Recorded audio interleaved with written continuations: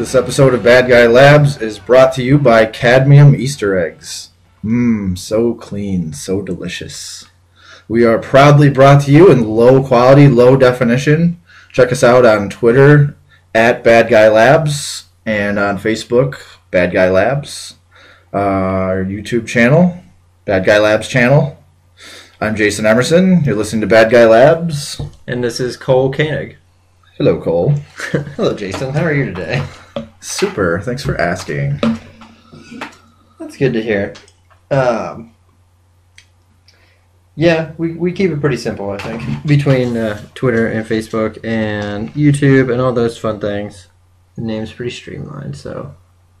Yeah, and don't confuse us with those other Bad Guy Labs guys who have a blog called Bad Guy Labs, which they don't seem to have actually active. But you know, it's sort of like Acme Cleaning, you know, or Acme Dynamite Company. You know, there are many Acmes, so you know, likewise. So don't fall for their bullshit. Yeah. Seriously though, I have no idea what they're like. They may be awesome people. I have no idea, but from a cursory glance, they definitely seem like they take the labs part a little bit more seriously than we do. Yeah.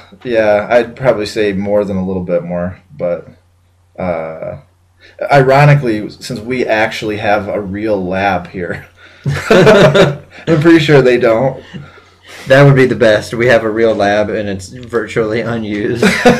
They have no lab and they're just busting their asses trying to create the next Velcro. Which I don't know why you would do that anyways, but... Yeah, seeing as how, like, the original Velcro, like, just failed miserably. Although all I have to go on for that is sneakers from the 80s. So, I mean, I could be way off here. It's still popular with old men. In the old men sneakers. My point clarified. Whatever, that's precisely one of the things I look forward to most about getting old is old man sneakers. Well, yeah, if we're going to be completely honest, I actually really like the idea of Velcro sneakers, and I sort of wish like they hadn't turned like out of fashion, because they are really convenient and futuristic, and I love futuristic shit. Mm-hmm. It's, you know, just too bad. Maybe someday, maybe like they'll create like a next generation of, you know, stringless attachment, and you know, or Velcro will just sort of, you know, come back into vogue someday. Maybe people will wear it ironically. Who knows? There's something that doesn't sound quite right about stringless attachment. And yet it can be. And yet here we are. So you were mentioning literal douches earlier. Yeah, I sort of realized it's a continuing theme in general from last week. That's one of the things that we talked about.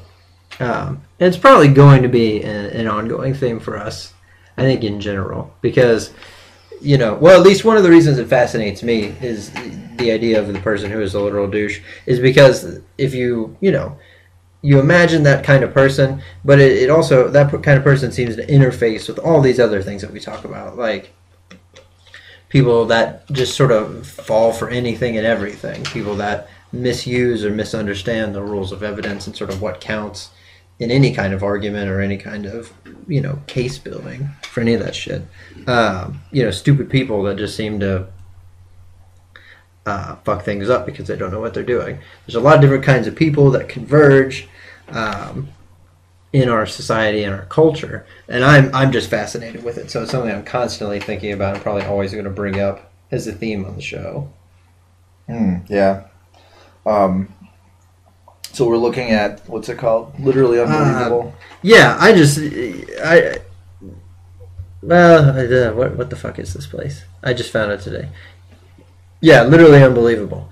So I put up an article on Facebook from The Onion, which hopefully you know The Onion if you're listening to us. If you don't know The Onion, it's a satirical newspaper. Mostly, though, you're going to encounter it like online. Usually fucking funny shit. I put up an article that the headline was something along the lines of Michelle Bachmann thankful no real Americans killed at Sikh temple shooting.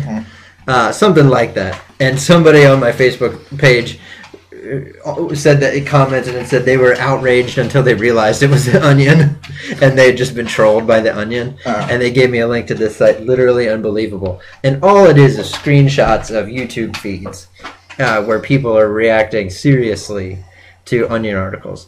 And it's fucking unbelievable. I don't know about you, but I am just constantly, I know I should know better, but I'm just constantly blown away that there are this many people that just, they see something that's presented as if it were a legit kind of news article. And that's what I love about The Onion, is the lengths to which they go to seem to mimic, the different aspects of journalism.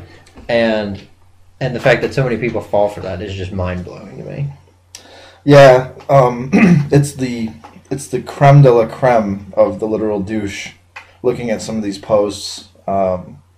And it's obvious. It should be obvious to just about anybody. Let's see. Let's find a really obvious... well, there was one... There was one about an Olympian being put to sleep because she broke her leg. Yeah, an Olympic gymnast being put to sleep, yeah. And people are like, "Oh God, that's terrible." Yeah, like come on. Like that was like probably the most glaring one I saw when we're like sort of scrolling through these.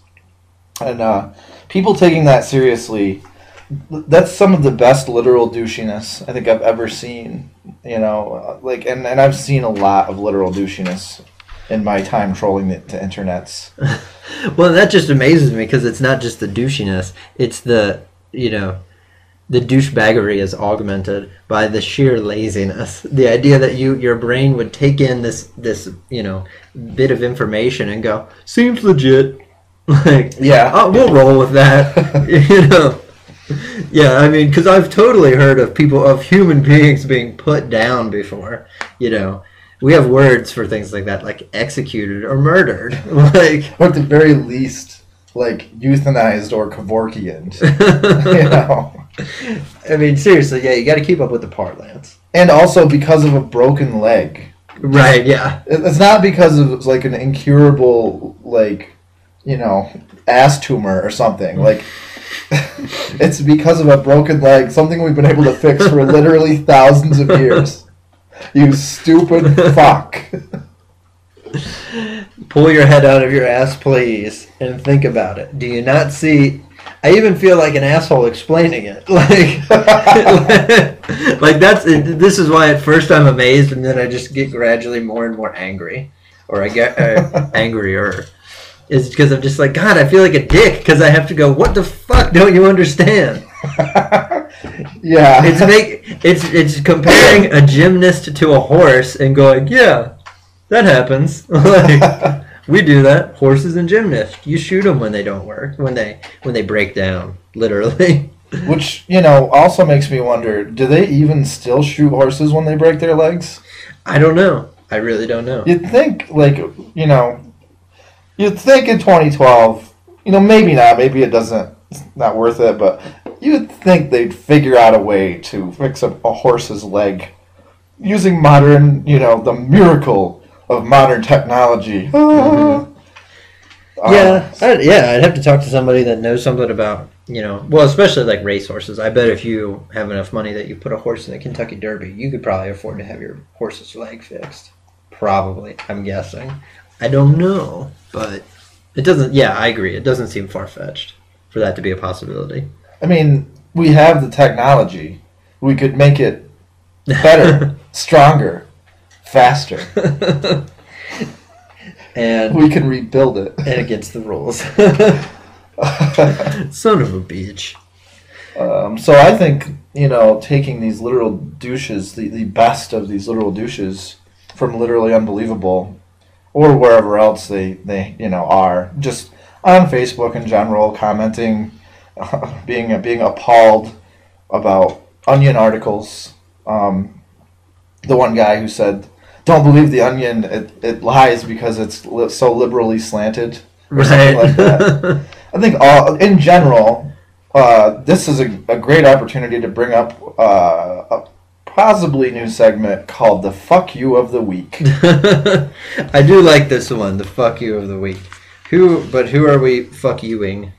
I guess for our inaugural Fuck You of the Week, we can sort of in general give a good hearty fuck you to all the literal douches who are just the best at what they do, commenting on these Onion articles. Literal douches who also happen to be the intellectually lazy.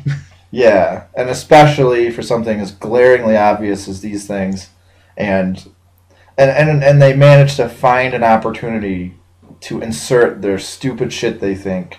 Like, there's the person who's just obsessed with toxins, for example. So you can be bringing up, like red rubber kickballs, and like it's a post on Facebook, and they'll somehow figure out a way to like talk about toxins. Mm-hmm. Like they just, or like the what's their hobby horse?